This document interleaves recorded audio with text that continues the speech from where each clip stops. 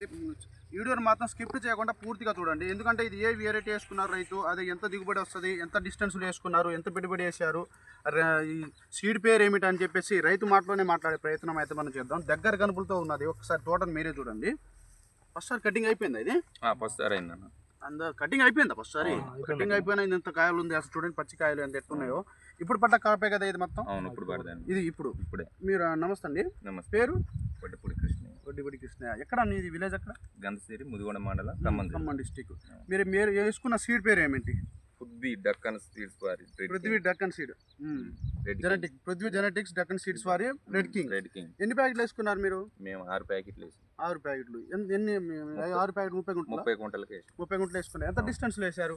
మేము ఒకే 24, ఒకే 30.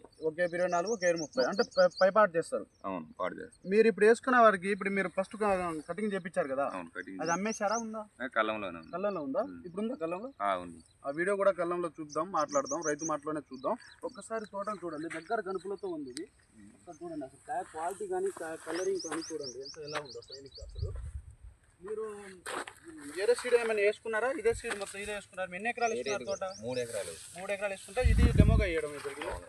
ఇది డెమోగా వేయడం మరి. ఇప్పుడు 30 గుంటలు ఎన్ని గంటలు రావచ్చు నీకు ఆలోచన? 30 గంటలు వస్తుంది. కుంట వస్తుంది. అంత వస్తుందా? వస్తుంది. చూసిన అంతే ఉండాలా. మీరు చూసుకున్న కాయ కలరింగ్ కూడా అంతే ఉండాలి. కాయ బాగా చూడండి, చివరి దాకా కూడా నిండు కలర్తో ఉంది చూడండి.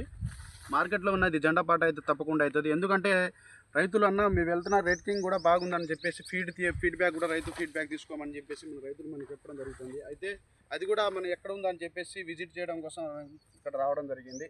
అన్న నమస్తే అన్న. నీ పేరు? మీరేమైనా వేసుకున్నారా? మీరు ఎక్కడ వేసుకున్నారు? ఎంత వస్తుంది మీకు దిగుబడి? మాకు ఇప్పుడు ఫస్ట్ కోతకు 15 క్వింటాలు వచ్చింది. 15 మీరు కూడా కటింగ్ చేయించారా?